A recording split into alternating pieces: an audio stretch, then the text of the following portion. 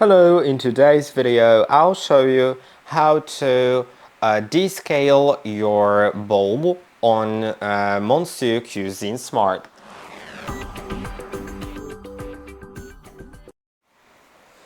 In order to descale your bowl, it is best to put some water, like about a liter of water,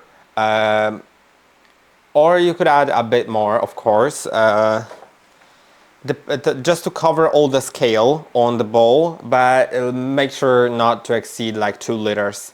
Then add about 50 grams of vinegar, and you will be able to go to modes. Now go to adapted cooking and select the temperature of 80 degrees Celsius, then set the time to 15 minutes. Once 15 minutes were set, you can set the speed to about 1, and the direction can be left on turn right, but it could also be set to turn left, it doesn't matter. And then you could start. When it starts, it'll start heating everything up. After it finishes, wait for 10 minutes and then discard the water.